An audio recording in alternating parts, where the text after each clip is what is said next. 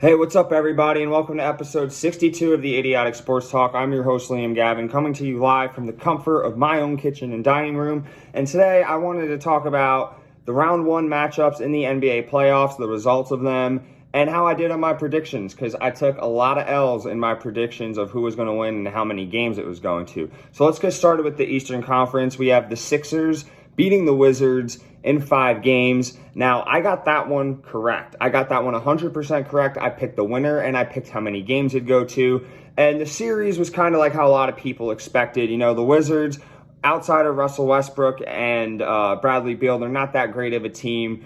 Russell Westbrook struggled a lot, especially shooting in this series.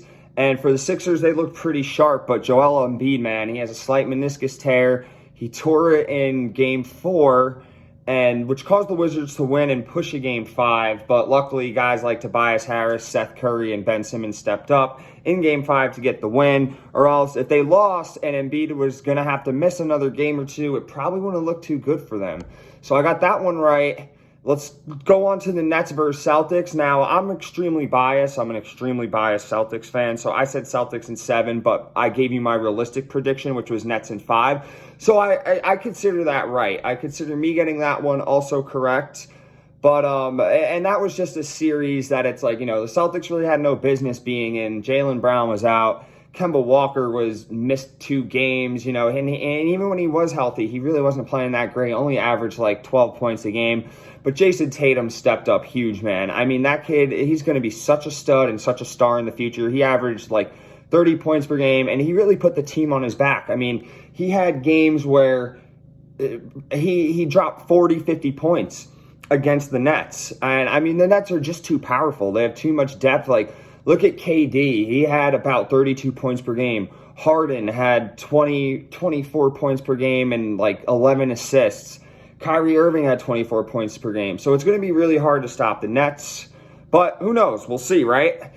Next is the Bucks versus Heat. And I got this one completely wrong. I said Heat in 7, and they got swept. They didn't even win a damn game against the Bucks, which is sad. You know, I thought the Heat were going to give them a little bit of a struggle, but that wasn't the case. I mean, Jimmy Butler did not have a good series at all. And outside of that, he had no help. Like Bam Adebayo, Tyler Hero, they did nothing. And for the Bucks, you know, Giannis did his thing. Chris Middleton, Drew Holiday. So the Bucks are definitely a sleeper team. Watch out for them.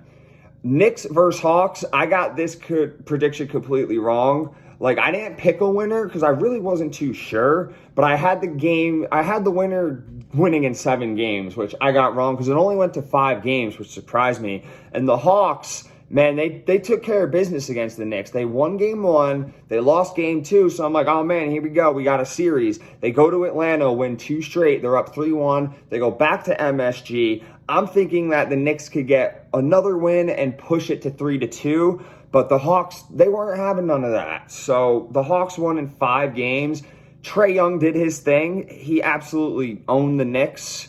I mean, he was scoring like 30 points every night. He was at least getting 10 assists a night.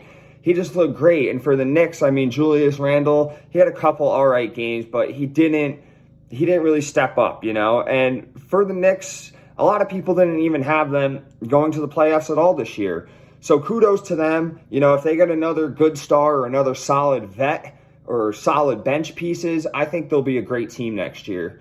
So now let's move into the Western Conference. I got my prediction right with the Jazz. I said Jazz in 4 or 5, and they gave everyone a little bit of a scare because the Memphis Grizzlies, they opened up with a Game 1 win, but that was when the Jazz didn't have Donovan Mitchell. Then Donovan Mitchell returned, and the rest was history. It was a gentleman's sweep. They won 4 straight.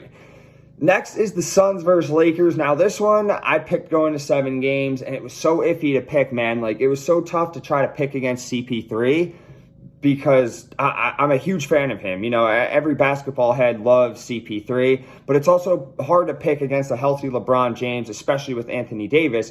So I said Lakers in 7, and I was wrong because the Suns, they look good. They got it done in 6 games. They went up 1-0. They lost the next 2 and then won 3 straight to really push themselves. And I mean, seriously, I think the Suns are going to win it all, man. I really do.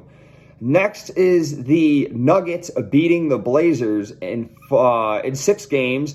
I had Blazers in 7, so that's another L for me. I mean, Nikola Jokic is hands down the MVP. He's missing Jamal Murray. He put this team on his back. And you also have another guy like Michael Porter Jr., young player, but he could shoot the ball really well. He had big moments too.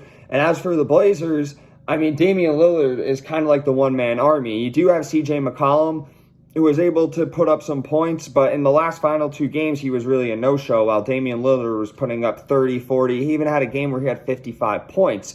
So I don't know what's going to happen with the Blazers next. I know that their coach, Terry Stotts, he left.